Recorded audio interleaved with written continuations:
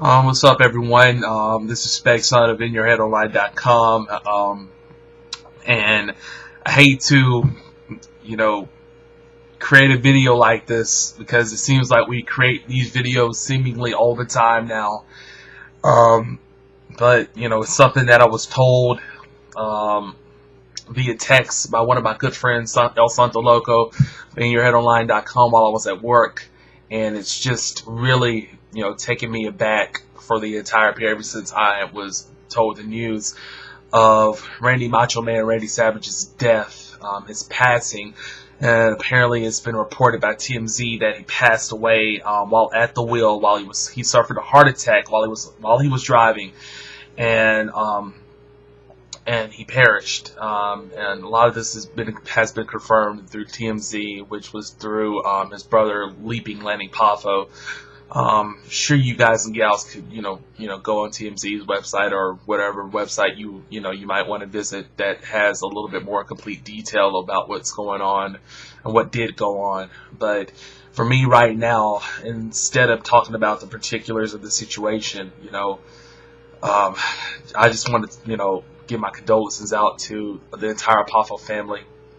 Also to the entire Houlet family, Elizabeth's family as well, who more than likely were very close to him, and I believe Randy had just married his longtime high school sweetheart. I'm not sure what her name is at the moment. It escapes my mind, but anybody who was his friend, family member, a peer in this business, I just like to give my condolences out to every one of you. You lost one of the best entertainers I've ever saw in my lifetime, and someone who I really consider one of the top 10 best ever professional wrestlers of all time, for the entire entertainment value that he gave you, and for everything that he did in his entire career. It's been more than 10 years now since Randy Savage appeared in the mainstream arena in professional wrestling.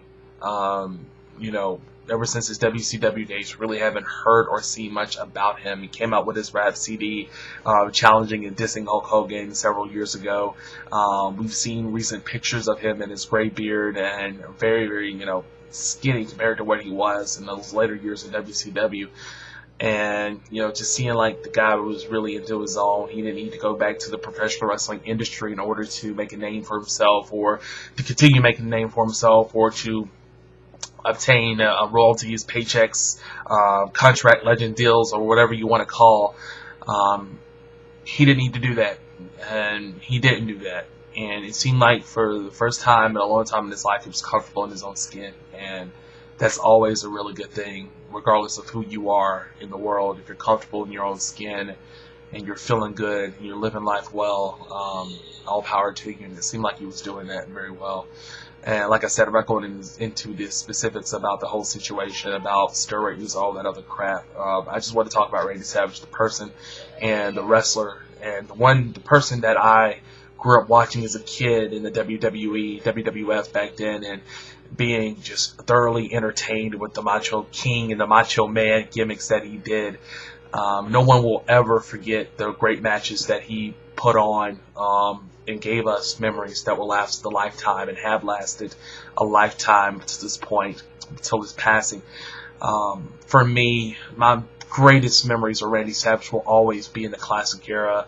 I greatly appreciated everything he did in WCW World Championship Wrestling, but for me, the Macho Man Randy Savage, and it's just bringing a smile to my face right now on this tragic day. I will always remember WrestleMania 4 when he won the WWF Championship in that awesome Battle Royal. I'm not Battle Royal, but an awesome tournament to determine the champion. First tournament for the WWE Championship in a very, very, very long time, if ever. And defeating 4 men, finishing it off by defeating Million Dollar Man Ted DiBiase. Just great memories. And I know you got the phone ringing in the back. Somebody will get that. WrestleMania 4 to me will always be the WrestleMania where it was Randy Savage's calling out party. people knew him as this heel character in the WWE for a long time in the mid-card division with Elizabeth, the lovely Elizabeth by his side, and basically not treating her well. And eventually, he's in this great angle with the Honky Tonk Man, and the Honky Tonk Man will soon be the Intercontinental Champion by defeating Ricky the Dragon Steamboat in late 1987.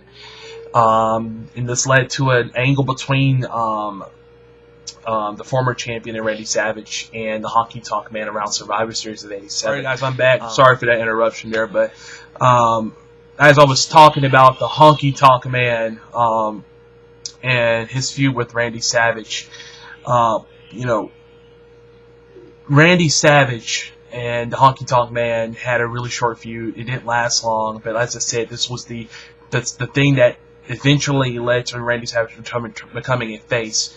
And in 1988, it was just a very, very good year for him. It was a turning point for his career, winning the WWE Championship, being the focal point of the WWE while Hogan was still there. Hogan didn't take time off or anything. Hogan was still there in the trenches, but the guy of the company was Randy Savage, and you had the whole Mega Powers deal and everything. Another great memory for me is when he turned heel again back in 1989. I believe it was in January, February 1989, and he turned on Hulk Hogan, ended the Mega Powers. They wrestled at WrestleMania 5, and of course Hulk Hogan regains the WWF Championship at the time. And then we see the evolution of Macho King Randy Savage, and then he partners with the Sensational Sherry, who at the time was the World Wrestling Federation Ladies Champion. That championship went, amok, and she became a full-fledged manager of Randy Savage, and there's a lot of great memories with that too. They had the evolution of Zeus coming into play from No Holds Barred, and you having Randy Savage trying to defeat Hulk Hogan the entire year, really can't do it, and everything culminates in his feud with Dusty Rhodes and Sapphire during 1990, and then you go into 1991, and he is in a great feud with the Ultimate Warrior. And those two had, in my opinion, one of the top 5 WrestleMania matches of all time at WrestleMania 7 in Los Angeles at the Los Angeles Sports Arena, March 24th, 1991. I remember the day very well, watching it on pay-per-view as a little kid about to enter first grade. I remember it very well, and seeing Randy Savage give the Ultimate Warrior those elbows repeatedly off the top rope, and the Ultimate Warrior finding some way to kick out with the last elbow, and you just knew that the Ultimate Warrior at some point was going to win the match. And then it was a back and forth, Warrior talking to his hands, whether he's going to quit or not. Do I really have it in me? Is this my destiny? And then he finds this burst of energy, and he defeats Randy Savage.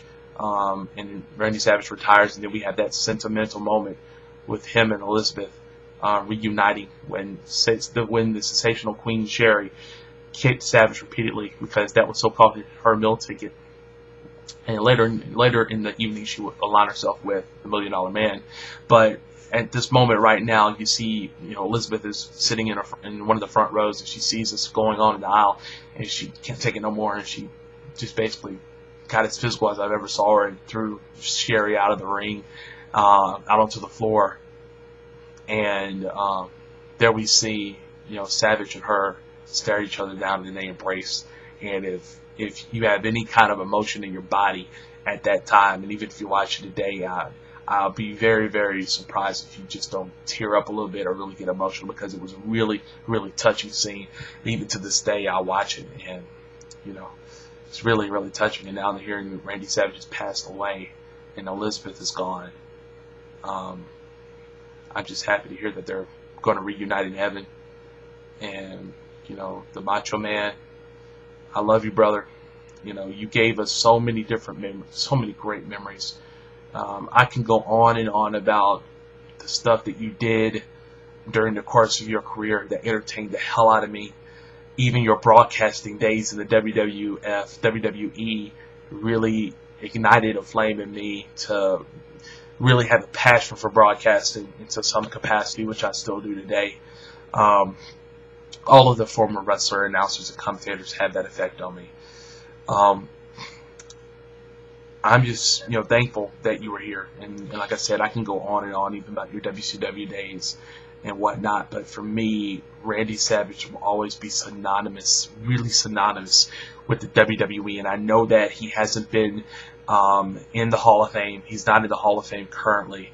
Um, you know, we have always stated that, many people, really the majority of the wrestling community around the world, would love to see this guy in the Hall of Fame. It was just too bad that, he wasn't, put in the Hall of Fame.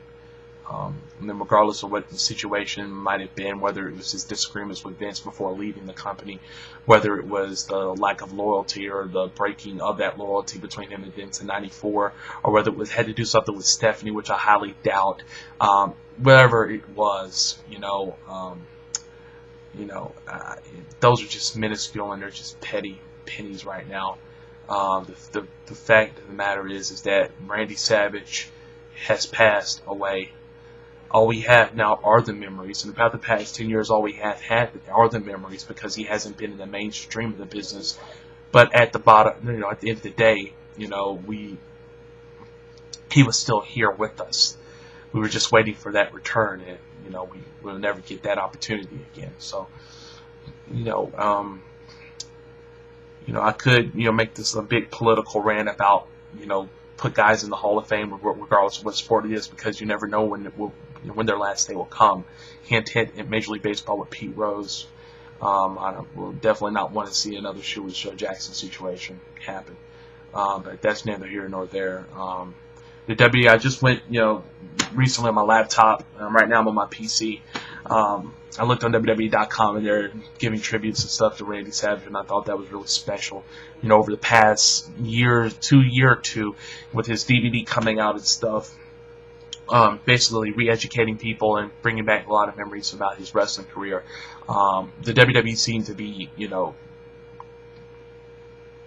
embracing Randy a little bit more, and eventually maybe a possible return to the WWE was in the works. I don't know if that was ever the case or if that ever will be the case, but what I do know is that Randy Savage has passed. I send my condolences out to everybody who is associated with him, whether that be the fans or whether that be his peers or his family or friends. The wrestling world lost a really good guy today. It's a sad day in this business, and it's a day that none of us will ever forget, the passing of Macho Man Randy Savage. But I really suggest that everybody do, within this week, take the time. If you have a video, if you have something of Macho Man Randy Savage, some sort of intangible media device, whether that be a DVD or VHS, something, pop it in and watch this guy work as a tribute to him. I know I will be doing that this week, looking at something of the Macho Man Randy Savage. The voice is iconic. The Slim Jim commercials are iconic. His elbow off the top rope is iconic. His days in Memphis are iconic. His WWE days and WCW days are iconic.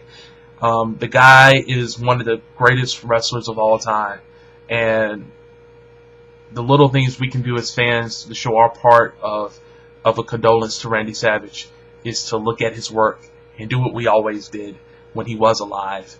And that was appreciating the guy for all the entertainment that he brought to us and all of the entertainment that he'll bring after his passing. Because Macho Man Randy Savage, I'll say this one more time, is one of the best workers of all time. And we should appreciate that. We should embrace that. And we should allow that to continue to live on in our subconscious for as long as we may live.